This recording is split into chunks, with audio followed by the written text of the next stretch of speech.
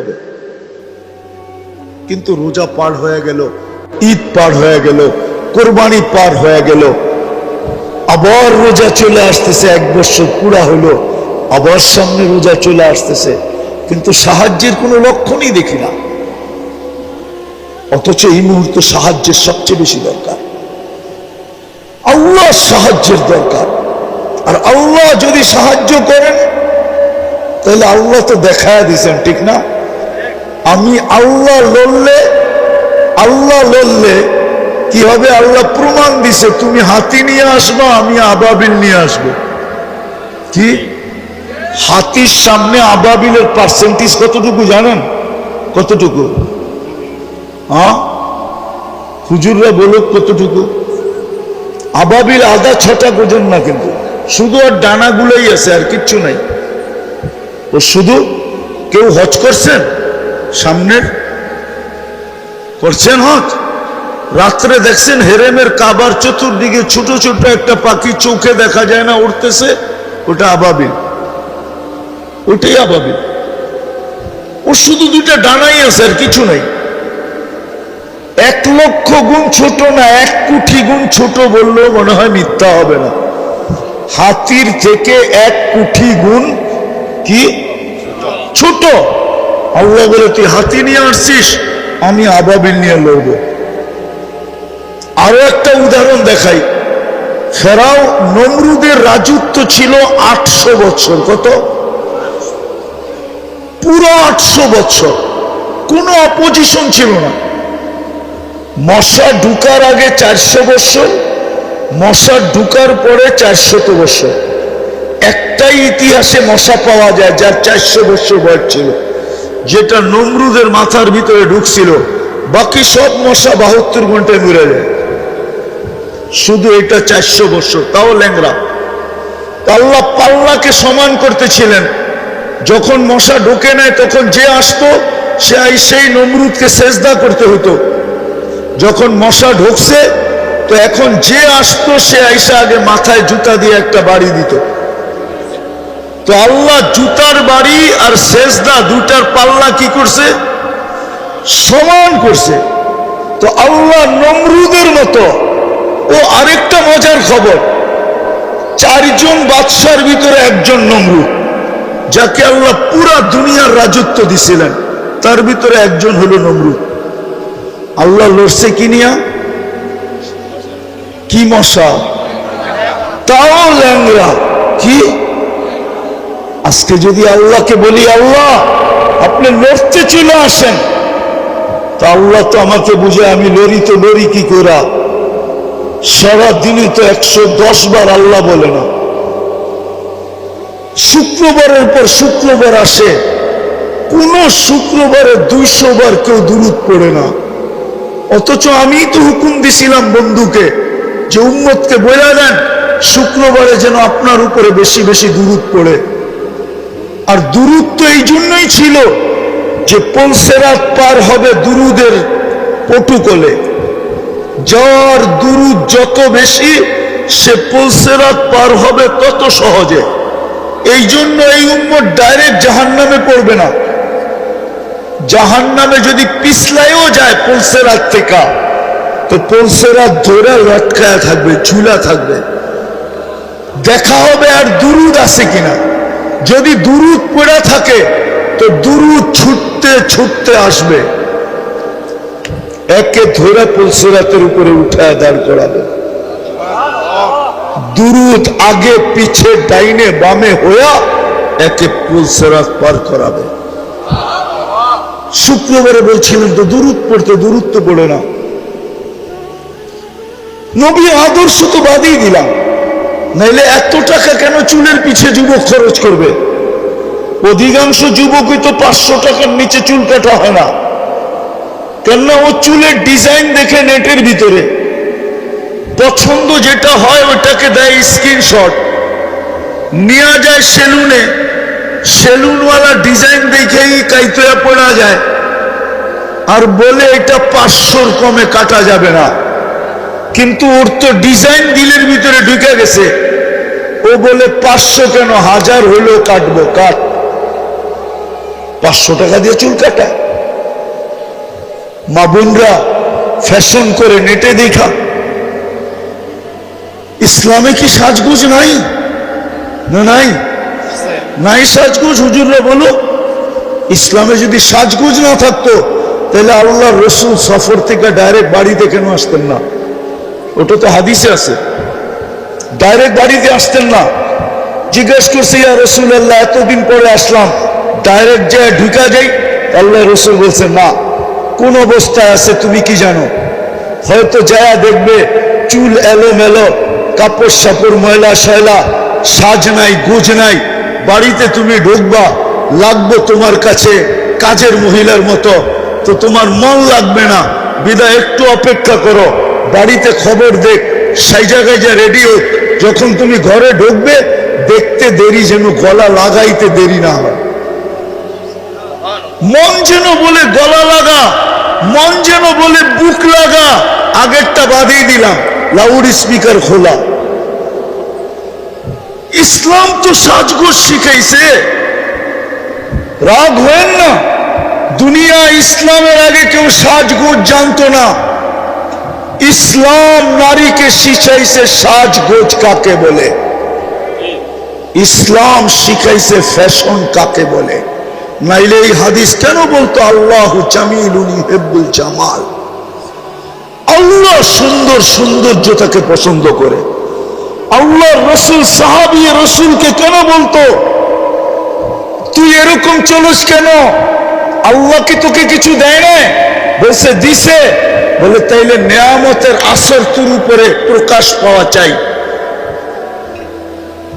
ইসলাম তো দুনিয়াকে সাজগোজ শিখাইছে, ফ্যাশন শিখাইছে। চলেন আমার লোকে ইতিহাস নিয়ে বসেন, আমাকে দেখান ইসলামের আগে কে ফ্যাশন জানতো? দুনিয়া ফ্যাশন জানতো না। ইসলামের আগে স্বামী জানতো না স্ত্রীর হক কি। ইসলামের আগে স্ত্রী জানতো না স্বামীর কদর কি। ইসলামের আগে মা বাবা জানতো না সন্তানের মায়া মমতা কি।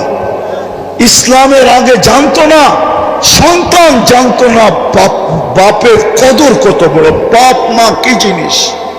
ইসলাম শিখাইছে বাপ মা কি জিনিস। ইসলাম শিখাইছে সদয় দৃষ্টিতে দেখতে দেরি, কবুল হজের সওয়াব মিলতে দেরি হয় না।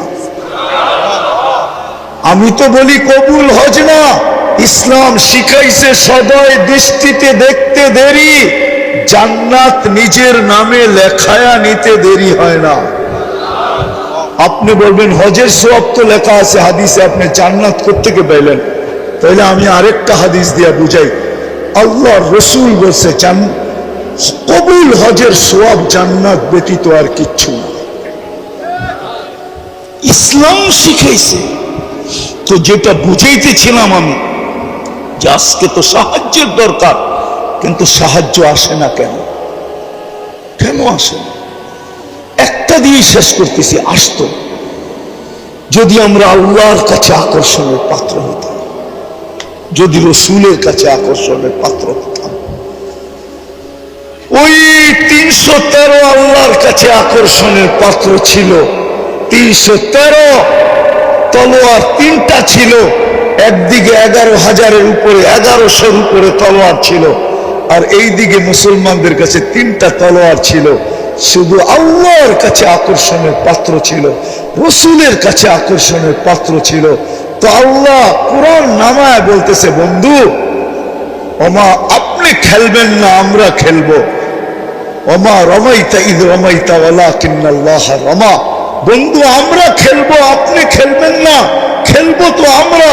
আল্লাহকে যদি প্রশ্ন করি, রমজান মাস 70 কিলোমিটার দূরে কেন মদিনার থেকে নিয়ে আসলেন?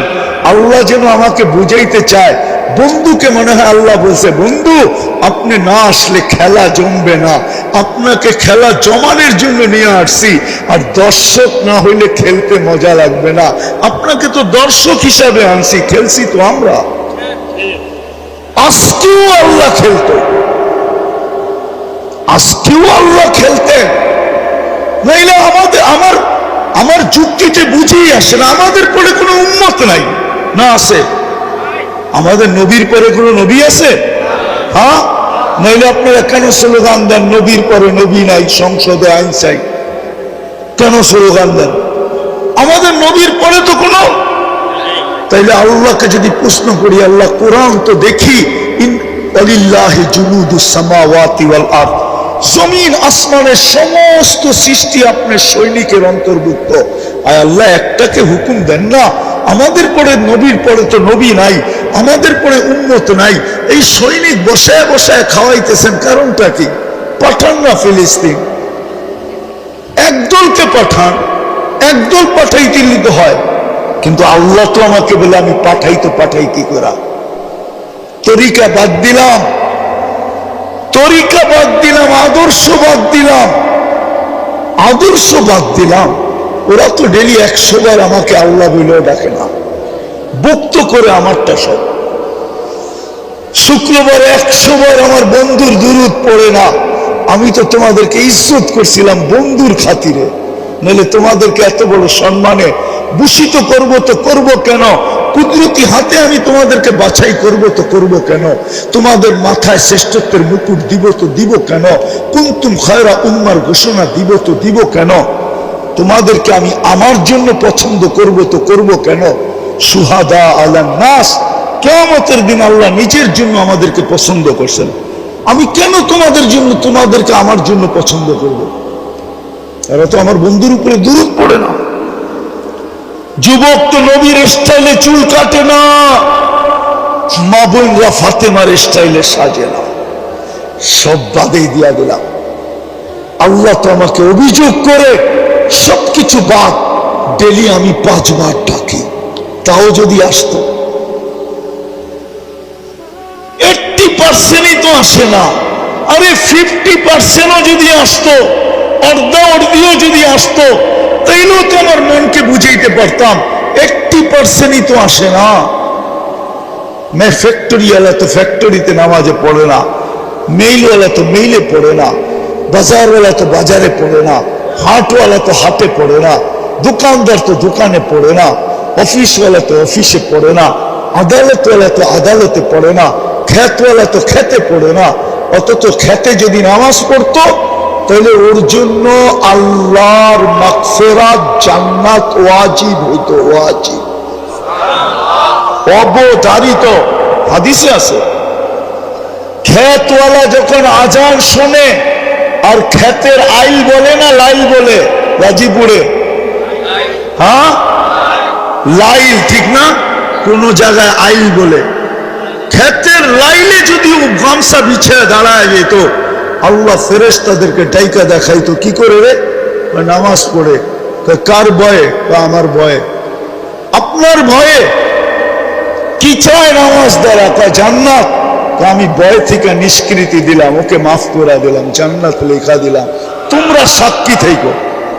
খেতারা যদি খেতে দাঁড়াইতো, খামারওয়ালা যদি খামারে দাঁড়াইতো, মা বোনরা যদি ঘরে পড়তো, বাড়িওয়ালা যদি বাড়িতে পড়তো। আল্লাহ তো ডেলি 5 বার ডাকে। শুধু আল্লাহ তো ডাকে না, রহমানও ডাকে, রহিমও ডাকে, মালিকও ডাকে, কুদ্দুসও ডাকে, সালামও ডাকে, মুমিনও ডাকে, মুহাইমিনও ডাকে, আজিজও ডাকে, জব্বারও ডাকে, মুতাকাব্বিরুল খালিকুল বারিউল মুসাব্বিরুল গফফারুল কহ্হারুল ওয়াহ্হাবুর রাজ্জাকুল ফাত্তাহুল আলিমুল কাবিদুল বাসিতুল খাফিদুর রাফিউল মুইসুল মুদিল্লুস সামিউল বাসীরুল হাকামুল আদলুল লতীফুল খাবীরুল হালিমুল আযীমুল গফুরুশ শাকুরুল আলিয়ুল কবীরুল হাফিজুল মুকিতুল হাসিবুল জলিলুল করিমুর রকিবুল মুজিবুল ওয়াসি আল হাকিমুল ওয়াদুদুল মজিদুল বাঈতুশ শাহীদুল হকুল ওয়াকিলুল কবিয়ুল মতিনুল ওয়ালিয়ুল হামিদুল موصي المبدي المعيد المحيي المميت الحي القيوم الواجد الماجد الواحد الاحد الصمد القادر المقتدر المقدم المؤخر الاول والاخر الظاهر والباطن الوالي المتوالي البر التواب المنتقم العفو الرؤوف مالك الملك ذا الجلال والاكرام المقسط والجامع والغني والمغني المانع الدار النافع النور الهادي البديع والباقي الوارث والرشيد الصبور জল্লে জালালু 99 পদের মালিক আল্লাহ ডাকে, তারপরও আসে। এদেরকে সাহায্য করে তো করি কি করে? এই জন্য শেষ কথা, আসেন যদি চাই আল্লাহর কাছে আকর্ষণের পাত্র হওয়ার জন্য, যদি চাই রসুলের কাছে আকর্ষণের পাত্র হওয়ার জন্য, যদি চাই অতি সত্বর আমাদের জন্য সাহায্য নেমে আসুক, তাহলে আজকে দুইটা কাম করতে হবে মনের থেকে, 2 থেকে 3টা। পারবেন? সর্বপ্রথম মনের থেকে তওবা করতে হবে। আমি তো বলি, আপনাদের মিডিয়ার মাধ্যমে বলি, আমার বড় ব্যথা লাগে, সারা দুনিয়ার মুসলিম স্কলাররা এই কথা কেন বলে না? সারা দুনিয়ার 200 কোটি মুসলমানের জন্য একটা দিন তওবার দিন হিসাবে নির্ধারিত কেন করে না? হায়, দুনিয়ার মুসলিম স্কলাররা যদি সারা দুনিয়ার মুসলমানদের জন্য একটা দিন তওবার দিন হিসাবে নির্বাচিত করত আর ঘোষণা দিত যে চলো অমুক দিন আমরা সারা দুনিয়ার 200 কোটি মুসলমান নর নারী আল্লাহর কাছে তওবা করব, দেখি কোরআনের ওই আয়াত সত্য হয় কিনা। কোরআনের আয়াত সত্য, লিউযিকাহুম বাদাল্লাযী আমিলু লাআল্লাহুম ইয়ারজিউন। আল্লাহ বলতেছে তোমরা ফিরে আসো, আমি এটা চাই। হাদিসে কুদসি আছে, ইনতাবু ফাআনা হাবিবুহুম, তোমরা ইউটার্ন নিতে দেরি, তওবা করতে দেরি, আমি তোমাদেরকে বন্ধু বানায়া দিতে দেরি করব না। তারপরে আমার ঘোষণা আসবে, মান আদালি ওয়ালিয়ান আযানতুহু লিল হারব, আমার বন্ধুদের সাথে যে লড়বে সে, আমি বন্ধুদেরকে লড়তে দিব না। আমার বন্ধুদের সাথে যে লড়ার জন্য নাইমা আসবে, আমি বন্ধুদেরকে লড়তে দিব না, বরং মধ্যখানে আমি বন্ধুদের পক্ষ হয়ে লড়ব। আমার স্কলাররা কেন এই কথাটা ঘোষণা দেয় না? কিন্তু আমার কথা তো কারো কাছে যাবে না, কিন্তু আমার ভিতরে ব্যথা। সারা দুনিয়ার মুসলিম স্কলাররা যদি একটা দিন 200 কোটি মুসলমানের জন্য নির্ধারিত করত যে অমুক দিন মুসলমান সারা দুনিয়ার আল্লাহর কাছে তওবা করবে, যে আজকে কি আল্লাহ আমাদের উপরে নারাজ হয়ে গেলেন কিনা। 1 বছরের উপরে হইল ফিলিস্তিনের মতো জমিন, যেখানে আল্লাহর খলিল শুয়ে আছে, ও দিয়ে খলিল আমি চোখে দেখে আসছি। আমি তো ফিলিস্তিন 14 বছর আগে পাড়ায় আসছি, ও দিয়ে মুসা তো আমি দেখে আসছি। 70 জনের উপরে নবীদের কবর আছে যেখানে। হায় হায় হায়, 1.25 লক্ষ নবীদের সম্মিলন হয়েছে মেরাজের রাত্রে ওই বাইতুল মুকাদ্দাসে। ওই শহর, ওই জমিন, যার প্রত্যেকটা বালুর কণার সাথে বরকত মিশ্রিত। আল্লাহ বলে বারাকনা হাওলা, কণার সাথে বরকত মিশ্রিত। ওই মানুষগুলা 1 বছরের উপরে। চলেন আমরা আজকে উম্মতের পক্ষ থেকে তওবা করি, নিজেদের পক্ষ থেকেও করি, উম্মতের পক্ষ থেকেও। রাজি? কে কে রাজি দেখি? তাইলে বলে দেন, আল্লাহ কিন্তু আমাদের দুনিয়ার ছাদে। বলেন আল্লাহ, আমরা আমাদের গুনার থেকে তওবা করলাম, আপনি আমাদের তওবা কবুল করেন, আমাদের গুনাহ মাফ করে দেন। সাথে সাথে আমরা পুরো উম্মতের পক্ষ থেকে তওবা করলাম, আপনি উম্মতের উপরে আর নারাজ থাকেন না। আল্লাহ, আপনি আমাদের উপরে রাজি খুশি হয়ে যান। কালকে সকালে আপনি সূর্যকে উঠান তো একটা সুসংবাদ নিয়ে উঠান যে আমাদের মাথা আপনার কুদরতির পায়ে শুকরান ঝুঁকা যায়। আমাদেরকে কোনো খুশির সংবাদ শোনায় দেন মালিক। নামান আল্লাহ আমাদের তওবার বিনিময়ে যেন ওইখানে কোনো সাহায্যের ফয়সালা করেন। আজকে 3 দিন আগে ওরা নেটের ভিতরে ছাড়ছে যে আমাদের কাফনের কাপড় নাই। যেই হারে আমরা ঘরের কম্বল পেঁচায় লাশ কবরে দিতেছি, কয়েকদিন পরে আমাদের ঘরে কম্বলও থাকবে না। সামনে শীত আসতেছে, আমরা কম্বল না থাকলে আমরা মনে হয় শীতেই মারা যাব। ও দুনিয়ার মুসলমানরা, কিছু না পাঠাও আমাদের জন্য, আমাদেরকে একটু কাফনের কাপড় হলেও পাঠাও। নেট খুলে দেখেন। আমাদের জন্য একটু কাফনের কাপড় পাঠাও। আফসোস। দ্বিতীয় যে দুটা বলতে চাইতেছি, আজকের থেকে চলেন অঙ্গীকার করি নামাজ কোনোদিন ছাড়ব না। পাক্কা? সত্য? আমি এটা তো এই এলাকার নাম কি, সিঁড়ির চালা মধ্যপাড়া, ঠিক না? আমি যুবকদের পায়ে হাত দিয়া বলবো, সাথে সাথে আপনাদের পায়ে হাত দিব।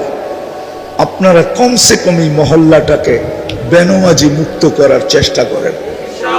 পারবেন? আমি তো একটা দেশ চিনি, এই দেশে কোনো বেনমাজি নেই। আমি 6 বার গেছি ওই দেশে, কোনো বেনমাজি ওই দেশে নেই। এটা আমার প্রথম দিন প্রমাণ হয়েছে। আমি প্রথমবার যখন যাইতেছিলাম, আদিস আবাবার থেকে ইথিওপিয়ার থেকে আমার ফ্লাইট ছিল।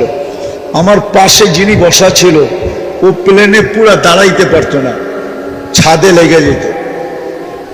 প্লেন একটু নিচা থাকে না, লাগেজ লুগেজ বলার পরে তো মাথা উঁচা করতে পারতো না, এরকম লম্বা। আর মাশাআল্লাহ কালো তো এরকম কালো, আফ্রিকান মানুষ তো চাঁদের, আফ্রিকার মানুষ কালো। তো আমি কথা বলতে বলতে ওর নামাজের সময় চলে আসছে, আমি নামাজের কথা বলছি, তো ও হাসি দিয়া বলে, মুসলমান নামাজ পড়ে না, তুমি এই কথা বিশ্বাস করলা কি, ধারণা করলা কি করে যে মুসলমান আর নামাজ পড়বে না? দেখলাম নামাজ পড়লো প্রথমবার। তা আমার দাওয়াত ছিল ওর বাড়িতে, তো নামাজের সময় আমি গেলাম, তো বললো চলো আগে নামাজ পড়ে নি, পরে খাবো। তারপর আমি 6 বারে ওদেরকে পরীক্ষা করছি, বিলকুল টপ টু বটন, প্রেসিডেন্ট থেকে নিয়া, সেনা প্রধান থেকে নিয়া, নিচের আমলা পর্যন্ত একজনও পাই না নামাজের আজান কানে ঢুকছে আর বলছে নামাজ আগে কাজ পড়ে। আজান কানে পড়তে দেরি, চিৎকার দিয়ে উঠা বলে নামাজ আগে কাজ পড়ে,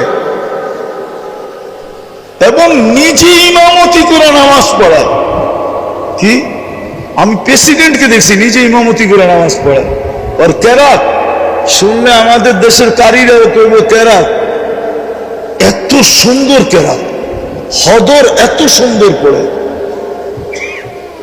তো মেরে দোস্ত, আমরা কি একটা ইউনিয়ন বানাইতে পারবো না? হ্যাঁ পারবো না? একটা মহল্লা পারবো না? এই জন্য বলতেছি সাহায্য ওই পর্যন্ত আসবে না। ইহুদিরা এখন একটা স্লোগান দেয়, কি জানেন?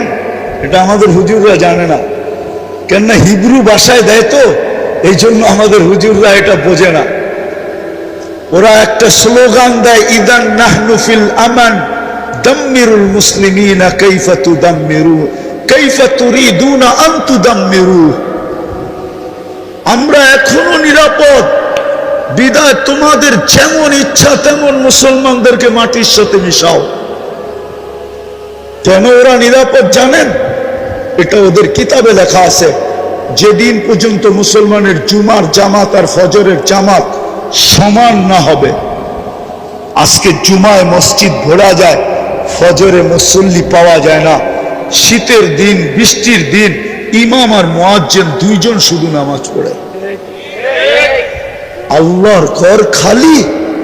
ওদের কিতাবে লেখা আছে, ফজরের জামাত আর জুমার জামাত যতক্ষণ পর্যন্ত মুসলমানের সমান না হবে, সংখ্যার দিক দিয়া, মানুষের দিক দিয়া, ততদিন পর্যন্ত মুসলমানের বিজয়ের পালা শুরু হবে না।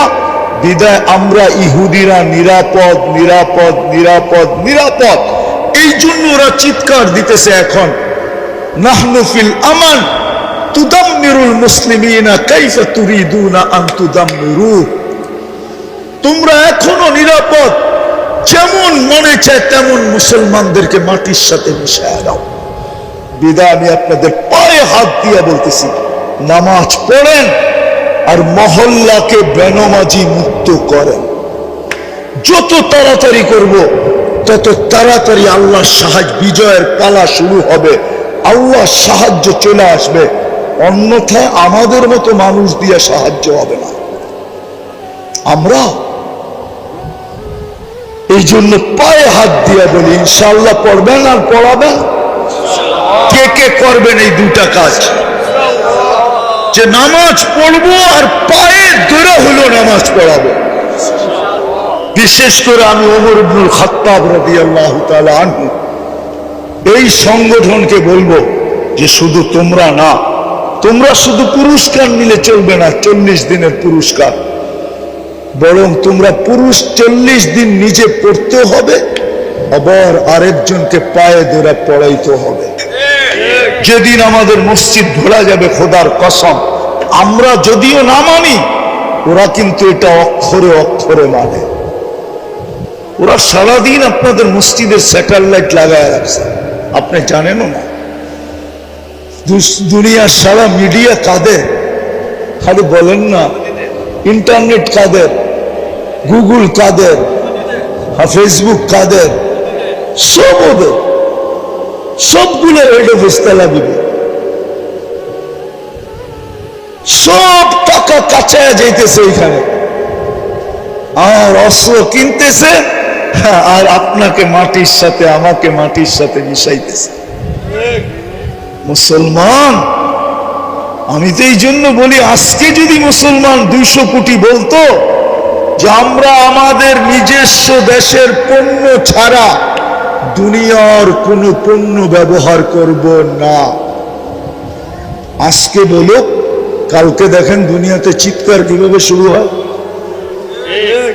কিভাবে আপনার পায়ে ধরা শুরু হয়। দেখেন তেলের দাম কতটুক বাড়ে আপনার পায়ে মালিশ করার জন্য।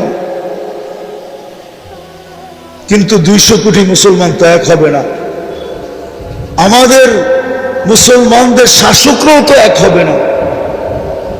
এই জন্য কমসে কম যেটা আমাদের করণীয় করা যায়, সেটা হলো আমরা নামাজ পড়ব, পায়ে হাতে ধরা মসজিদ ভরব। পারবেন? আল্লাহ আমাদেরকে আমল করার তৌফিক দান করেন। ওমা আলাইনা ইল্লাল বালাগ। মুসলমান, হায় হায় কথা অন্যদিকে চলে যাবে, কিন্তু মনের ভিতরে ব্যথা উঠা গেছে, না বইলেও পারতেছি না।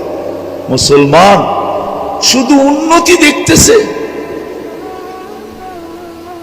উন্নতি। মুসলমানের চেয়ে তো উন্নত কেউ নাই আজকে। মুসলমানের চেয়ে উন্নত যদি মুসলমানের থেকে কেউ হইতো, তাইলে ব্র্যান্ডের জিনিস দুনিয়াতে মুসলমানের চেয়ে বেশি অন্যেরা কিন্তু মুসলমানের সমান কেউ মুসলমান এত ব্র্যান্ড ব্যবহার করতো না। যুবকরা মনে হয় বিশ্বাস করে না, ঠিক না? দুনিয়ার সবচেয়ে বেশি ব্র্যান্ড ব্যবহার করে মুসলমান। যদি শিক্ষিত হয়ে থাকেন তাহলে এখন নেটে যে সার্চ দেন, গুগলকে জিজ্ঞেস করেন যে দুনিয়ার দামি দামি ব্র্যান্ড কারা ব্যবহার করে, কাদের জন্য এই ব্র্যান্ড গুলা টিকা আছে। হায় হায় হায়, রাডু ঘড়ির ব্র্যান্ড কাদের জন্য টিকা আছে, রোলেক্স কাদের জন্য টিকা আছে, টি শার্ট কাদের জন্য টিকা আছে, এরকম দামি দামি ব্র্যান্ড কাদের কারণে টিকা আছে। যান গুগলকে জিজ্ঞেস করেন ম্যাকডোনা কাদের কারণে টিকা আছে। ম্যাকডোনা সবচেয়ে বেশি মুসলমান খায়, কেএফসি সবচেয়ে বেশি মুসলমান খায়,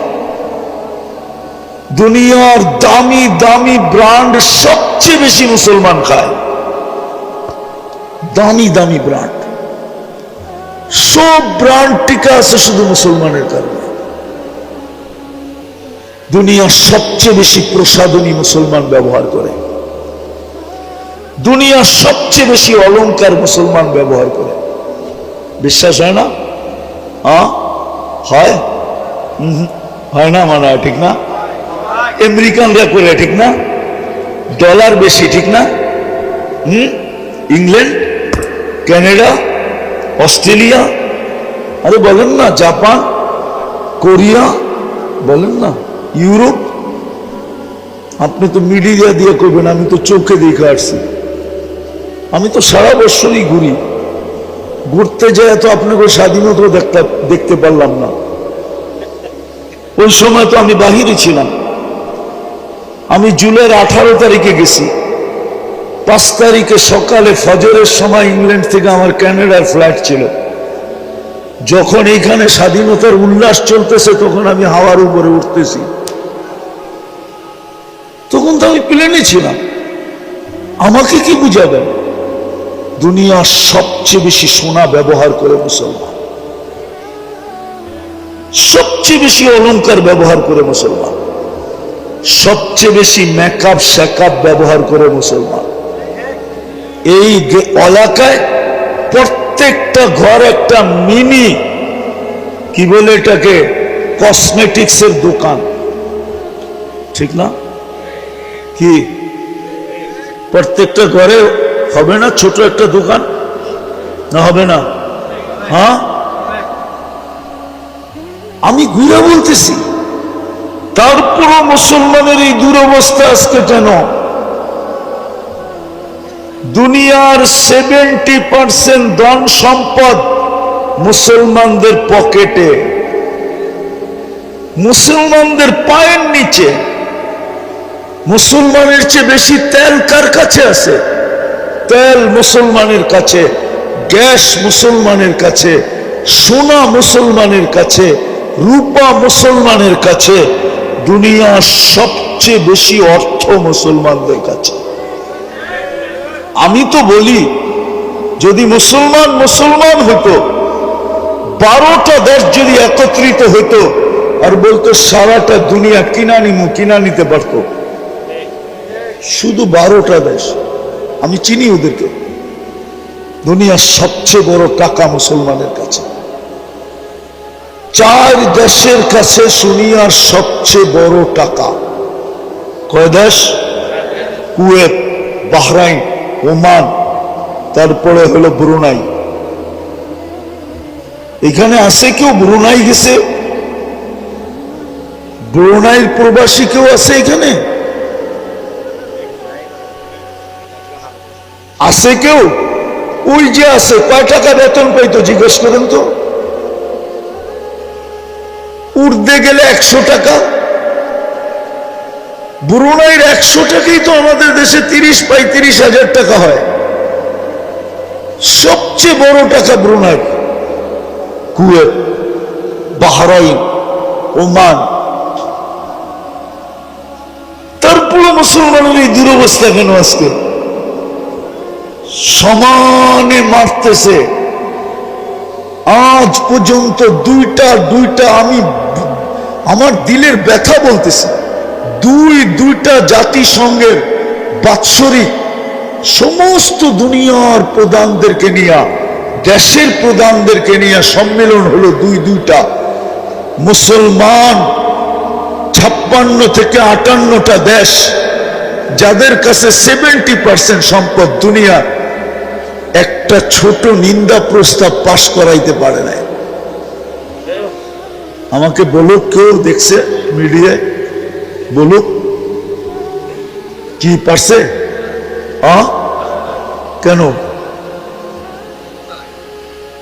কেন পারলো না?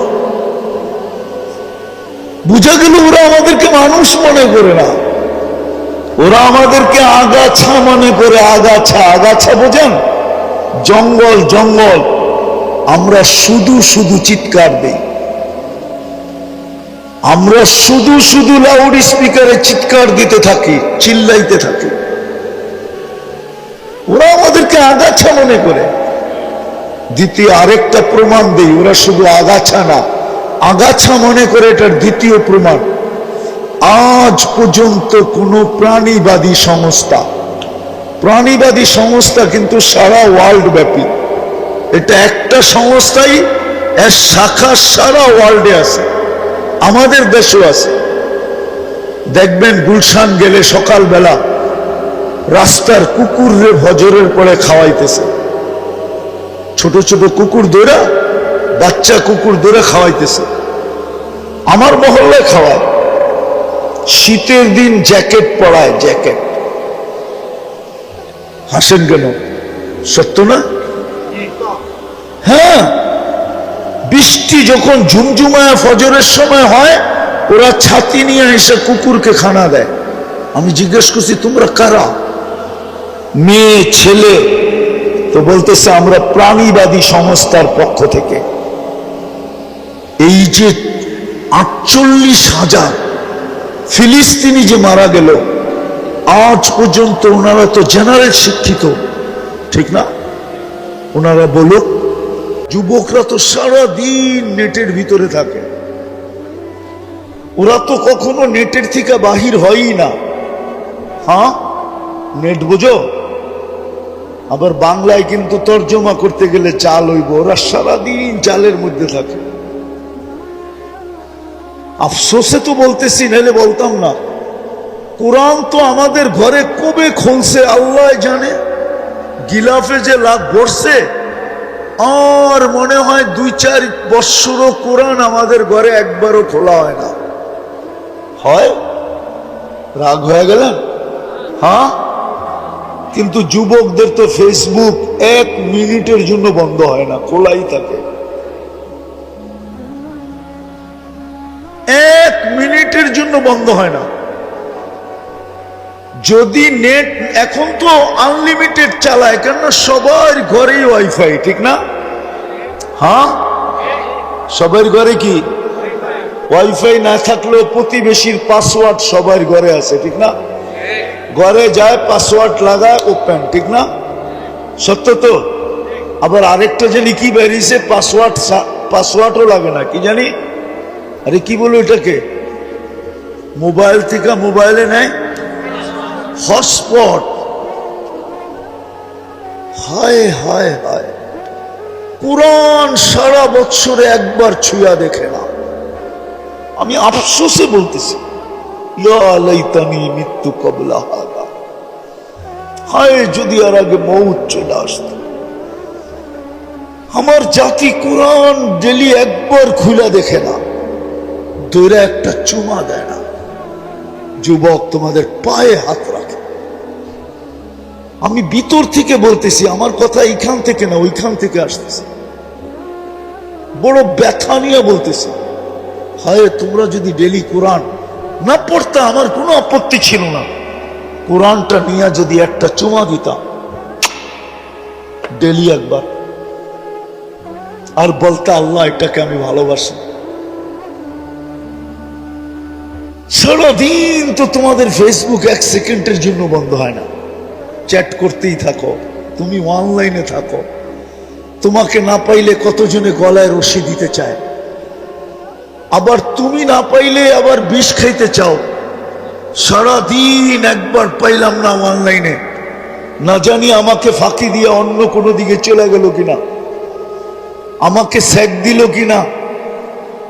আবার যদি 2-1 দিন হয়ে যায় তো বন্ধু বান্ধব মিলা মিছিল বাহির করার চেষ্টা করে, কিন্তু সামাজিক কারণে মিছিল বের করতে পারে না, নাইলে মনে হয় মিছিল বহুত হইতে থাকতো এরকম, ঠিক না?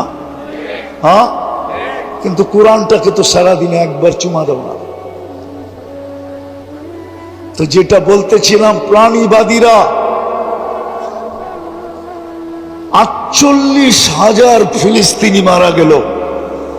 আচ্ছা, মুসলমান বাদেই দিলাম, মানুষ তো, মানুষ বাদেই দিলাম, প্রাণী তো না, প্রাণী না। কিন্তু প্রাণীবাদীরা বলুক, ওনারা জেনারেল শিক্ষিত এখানে যারা আছে আমাকে বলেন, যুবকরা বলো, একটা ছোট প্রতিবাদ 2 অক্ষরের আমাকে দেখাও প্রাণীবাদীদের পক্ষ থেকে, যে প্রাণীবাদীরা প্রতিবাদ করছে যে এতগুলা মানুষকে কেন মারা হলো। মুসলমান বাদ দিলাম, এগুলা প্রাণী তো, আর আমরা প্রাণীবাদী। আমাদের দায়িত্ব হয় আমরা একটা প্রতিবাদ করি, কিন্তু বাংলাদেশের প্রাণীবাদী সংস্থা তো প্রতিবাদ করে নাই। আমেরিকারটা বাদিয়ে দিলাম, ইংল্যান্ডটা বাদিয়ে দিলাম, কানাডারটা বাদিয়ে দিলাম, অস্ট্রেলিয়া ইউরোপেরটা বাদিয়ে দিলাম। আমি তো বলি, আজকেও আপনাদের মাধ্যমে, মিডিয়ার মাধ্যমে, ইংলিশে তো বলতে পারবো না, বাংলাই বলতেছি। আমি জানি পশ্চিমারা ডুববে, শুধু 2 কারণে। কয় কারণে? অচিরেই ডুববে ইনশাআল্লাহ। আমিন বলেন না। শুধু দুই কারণে ওরা ডুববে। একটা হলো ইহুদি পীড়িতের কারণে, ইহুদিদের সাথে বেশি মাত্রাহীন প্রীতের কারণে, মোহাব্বত, ভালোবাসার, প্রেমের কারণে। আর দ্বিতীয় হলো মুসলমানদের সাথে অহেতুক দুশ্মনী করার কারণে। অথচ আরেকটা কথাও বলি, যদিও এটা আমাদেরই দোষ, আমরা খ্রিস্টান জগৎকে বুঝাইতে পারি নাই যে কোরআন খ্রিস্টান জগৎকে আমাদের কাছে করছে। কাছে হুজুররা মনে হয় মানবে না, কিন্তু কোরআন দিয়া দিতেছে। কোরআন এদেরকে আমাদের কাছে করছে। কি কাছে? এটা আমাদের লিডাররাও বুঝাইতে পারে না, আমরাও বুঝাইতে পারি না। আমরা কখনো এই ব্যাপারে মুখেই খুলি নাই, সারা জীবন বিরোধিতা করছি, কিন্তু কোরআন ওদেরকে আমাদের কাছে করছে। লাতাজিদুনা আশাদ্দান নাসি মুআদ্দাতান লিল্লাযীনা আমানু আল্লাযীনা ক্বালু নাহনু নাসারা। কি কোরআন পড়লাম না বানাইলাম? হাফেজরা বলো, কোরআন পড়ছি না বানাইছি? কোরআন। তো কোরআন বলে লাতাজিদুনা আশাদ্দান নাসি মাওয়াদ্দাতান লিল্লাযীনা আমানু। মুসলমানদের সবচেয়ে কাছে কারা? যারা নিজেদেরকে খ্রিস্টান বলে দাবি করে। এই জায়গায় আছে লাতাজিদুনা আশাদ্দান নাসি আদাওয়াতান লিল্লাযীনা আমানু। সবচেয়ে বেশি মুসলমান বিদ্বেষী দুই সম্প্রদায় দুনিয়াতে। একদল হলো ইহুদ ওয়াল্লাযীনা আশরাকু, আর যারা মূর্তি পূজক। এই দুই দল হলো মুসলমানের সবচেয়ে বেশি বিরোধী। কোরআন বলতেছে, কিন্তু খ্রিস্টানদেরকে আমাদের কাছে করছে।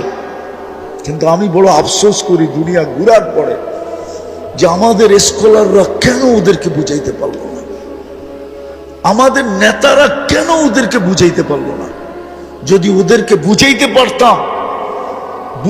পারতাম তাহলে এই দুরবস্থা মনে হয় কোনোদিন আমাদের দেখতে হতো না। আমরা বুঝাইতে পারি না।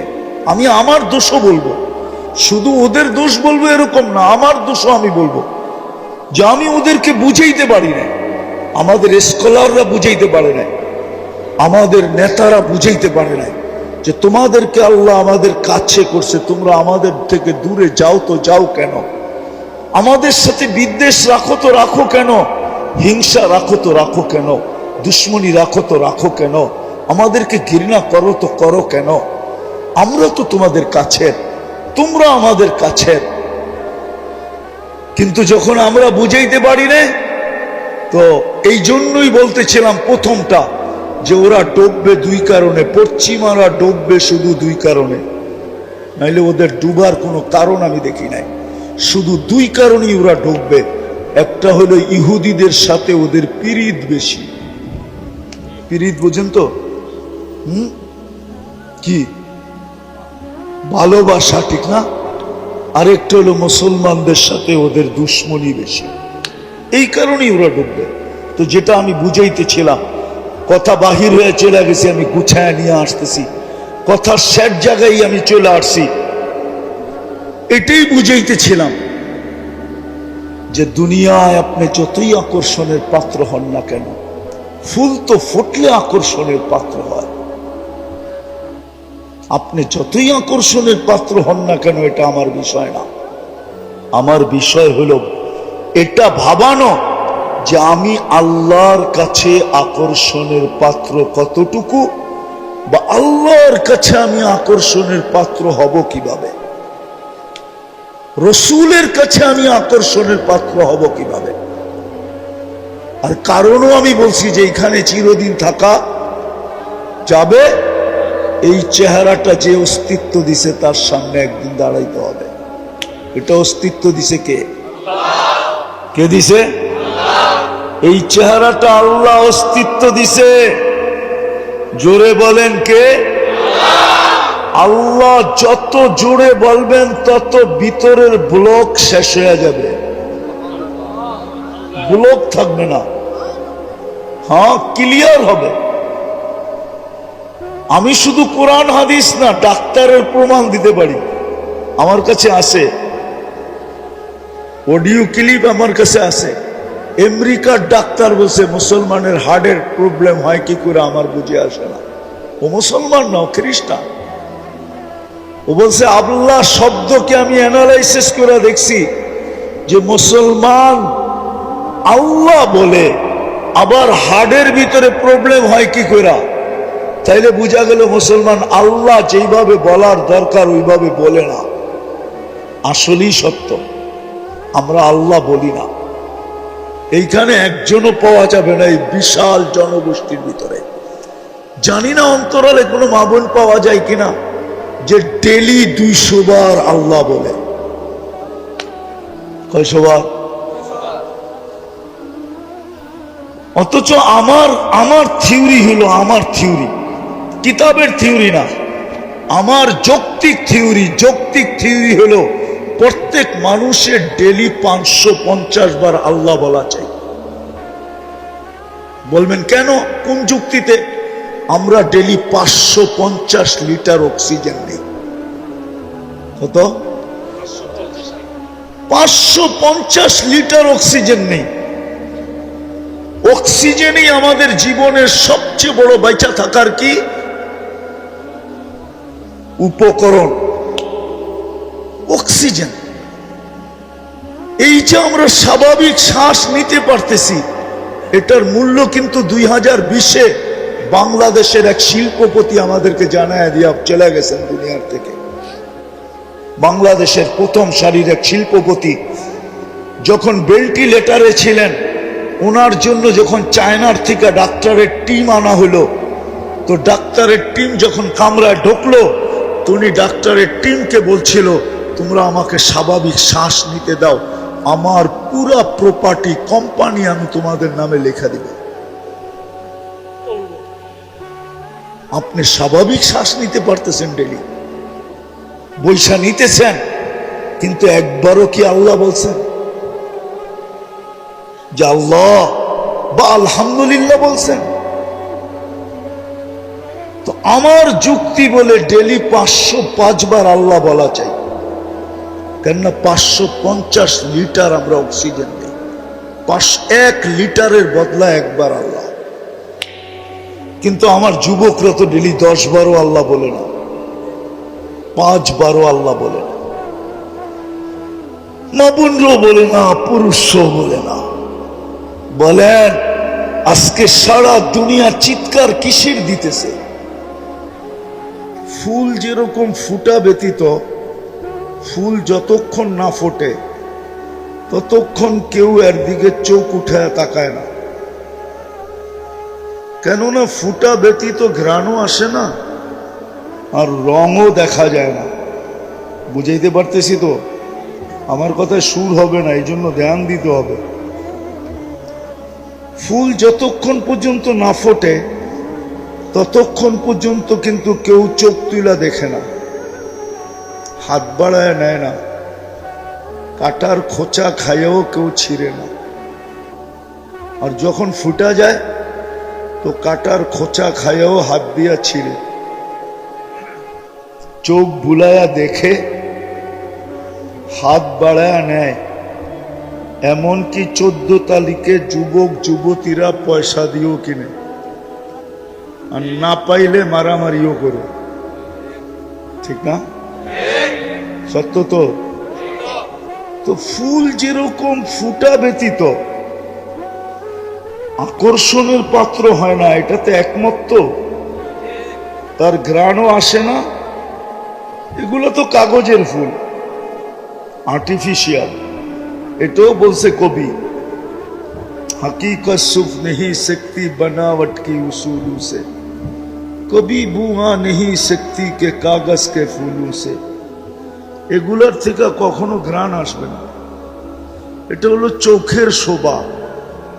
আবার 14 তারিখে এটা নিয়ে গেল জুতার বাড়ি, এতে কোনো সন্দেহ নেই। বলবে তুই এখনই 2 নম্বর করস, আগে যে কয় নম্বরই করবি আল্লাহ জানে। যদি এটা নিয়ে গেল জীবনে কোনোদিনও লেখা দিবে না I.U, এটা জীবনের জন্য অফ হয়ে গেল। বলবে তুই প্রথম দিনই সত্য কাহিনী মনে উঠলো, এই জন্য বলতেছি। আমি জাপানে 2 বার গেছি। কবার? তো জাপানে আমাদের এক বাঙালি বিয়ে করছে, জাপানিজ মেয়ে, মুসলমান বানায় করছে। তো ফজরের নামাজ নিজে পড়ে না দেখা স্ত্রীকে বলছে যে নামাজ 4 ওয়াক্ত। কয় ওয়াক্ত? জোহর, আসর, মাগরিব, এশা। তো নতুন জাপানি মেয়ে, জাপানিরা কিন্তু যেটা করে ওটা সিরিয়াসলি করে। সিরিয়াসলি বোঝেন? খুব গুরুত্ব দিয়া করে। তো মহিলা নবমুসলিম 4 ওয়াক্ত নামাজ খুব ভালো মতে পড়তেছে। তো একদিন ঘুরতে গেছে আর বান্ধবীর কাছে, বান্ধবীও জাপানি, তারও বিয়ে হয়েছে এক বাঙালির সাথে, কিন্তু সে একটু দিনদার, ছেলেটা একটু কি, সে 5 ওয়াক্ত নামাজ পড়ে, স্ত্রীও পড়ে। তো যখন বান্ধবীর কাছে গেছে তো বান্ধবী জিজ্ঞেস করছে, তুই নামাজ কয় ওয়াক্ত পড়িস? কেন, নামাজ তো 4 ওয়াক্ত। তো সে মাথায় হাত দিয়া বলছে, কে বললো তোকে 4 ওয়াক্ত? কেন, আমার স্বামী তো বললো 4 ওয়াক্ত, জোহর, আসর, মাগরিব, এশা। তো বলছে, না বোন, নামাজ 5 ওয়াক্ত। সবচেয়ে গুরুত্ব যে নামাজের রাখে সেটাই তোর স্বামী বলে নাই, ফজরের নামাজ। তো সারাদিন ছিল, খাওয়া দাওয়া করছে। বিকালে যখন ওইখান থেকে আসতে ছিল তো অফিস থেকে ডিভোর্স লেটার নিয়ে আসছে উঠায়া। রাত্রে স্বামীকে বলতেছে, এই নাও ডিভোর্স লেটার। বলছে, কেন?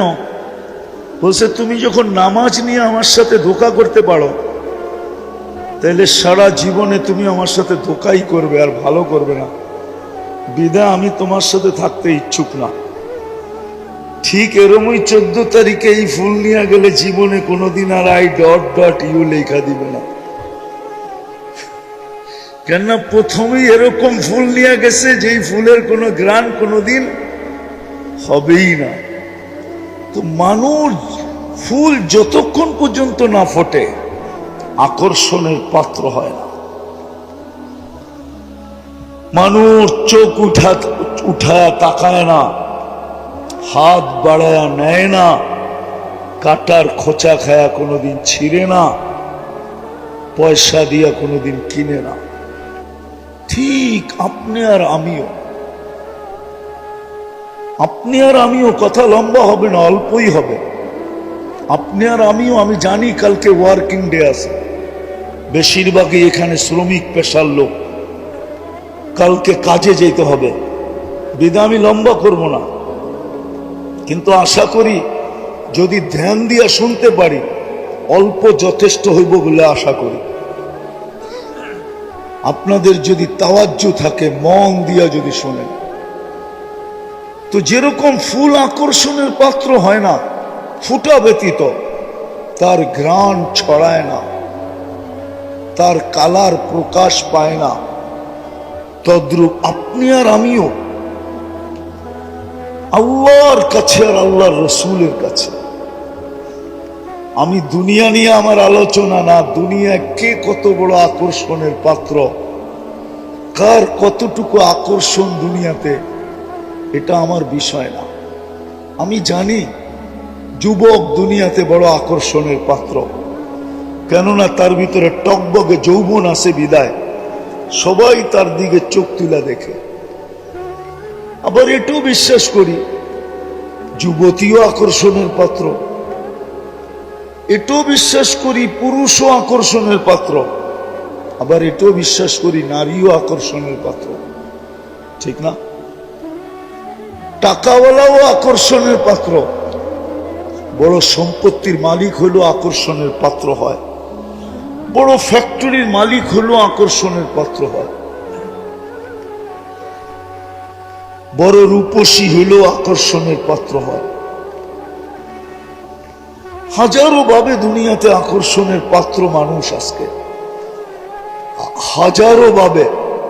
কেউ গলা দিয়ে আকর্ষণের পাত্র, কেউ আবার দেখা যাবে আরে কি বলে এটাকে,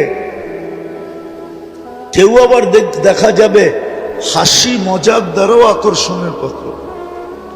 কৌতুক যারা করে এরা কৌতুক দ্বারা আকর্ষণের পাত্র। আমার এটা বোঝানোর উদ্দেশ্য না কে দুনিয়াতে কতটুকু আকর্ষণের পাত্র, এটা এই জন্য বোঝানো উদ্দেশ্য না যে আমরা এখানে থাকবোই বা কতদিন। কসম, এটাই তো সত্য। আজকে সূর্যটাও তো বলতে বলতে ডুবলো। লান আউদ ফি হায়াতিকা আবাদা, হতে পারে তোমার জীবনে আর কোনোদিন আমি উদিত হব না। তুমি হইতে পারে আর কোনোদিন আমাকে উদিত হইতে দেখবে না। এরকম তো প্রতিদিনই ডুবার সময় বলতে বলতে ডুবে। যেই দেশেই ডুবে, যেইখান থেকেই সূর্য ডুবে যায় বা অদৃশ্য হয়ে যায়, ওইখানেই সেই আওয়াজ দিতে দিতে অদৃশ্য হয়, আওয়াজ দিতে দিতে ডুবে। মাটিও তো প্রতিদিন মানুষকে বলে তামশি আলা যাহরি, আমার বুককে তোমরা ফাটায় ফেলতেছ। মাসিরুকা ফি বাতনি, অতি সত্বর তোমরা আমার পেটে আসবে। ফাতারা মুআমালাতি, তোমরা আমার ব্যবহার দেখবে যে আমি কার সাথে কি ব্যবহার করি। আর ওই ব্যবহারটা হাদিসে লেখাও আছে, কার সাথে কি ব্যবহার করবে এটা হাদিসে লেখাও আছে। কারোর সাথে তো এরকম ব্যবহার করবে কা উম্মিল হানুন, দয়াবতী মার মতো ব্যবহার করবে। এই জন্যই হাদিসে আছে কিছু লোক আছে যাদেরকে কবরের পাশে নিয়ে গেলে কবর বলে ইদান উহাব্বিলু লাকা বাতনি খাদরা, তোমাকে রাখতে দেরি, আমার পেটটা সবুজ শ্যামল হইতে দেরি হবে না, জান্নাতের বাগান হইতে দেরি হবে না। ওই চিত্র উলামায়ে কেরামের কাছে আছে হাদিসে যে জান্নাতের বাগান কেমন হবে। চলেন একটু মনে যখন উঠলো বলেই দিই। জান্নাতের বিছানা বিছানো হবে, বলা হবে ফাফরিশু লাহু ফিরাশাম মিনাল জান্নাহ, জান্নাতের বিছানা বিছাও, জান্নাতের কালিন বিছায়া দিবে। ওয়াফতাহু লাহু ৭০ বাবান ইলাল জান্নাহ, আপনি বলবেন কবরটা ছোট, এইখানে ৭০টা গেট খুলবে, তো খুলবে কি করে? না, আপনি উপরেরটা দেখতেছেন, ভিতরেরটা না। যখন ভিতরে দিয়া দিবেন, আর যদি ওই ব্যক্তি হয় যাকে কবর সালাম দিছে, তো তার কবরকে প্রশস্ত করা হবে মুনতাহা নজরিহি, ওয়াসিউ মুনতাহা নজরিহি, যত দূর দৃষ্টি যায় অত দূর পর্যন্ত প্রশস্ত হবে। উপর দিয়া না, ভিতর দিয়া ৭০টা দরজা খুলবে। তারপরে ঘোষণা হবে আরসিলু রিহাম বারিদাম মুতাইয়্যিবা, ঠান্ডা এত বেশি না যে কম্বলের দরকার হয়, আবার এত কম না যে গরম লাগে, সুঘ্রাণ যুক্ত বাতাস পাঠাইতে থাকে। তো জমিন প্রতিদিন বলে যে আমার কাছে অচিরেই তোমরা আসবে। শুধু জমিন না, কসম খোদার, শুধু জমিন না আর শুধু সূর্য না, অনেক কিছুই আমাদেরকে ডেলি সতর্ক করে।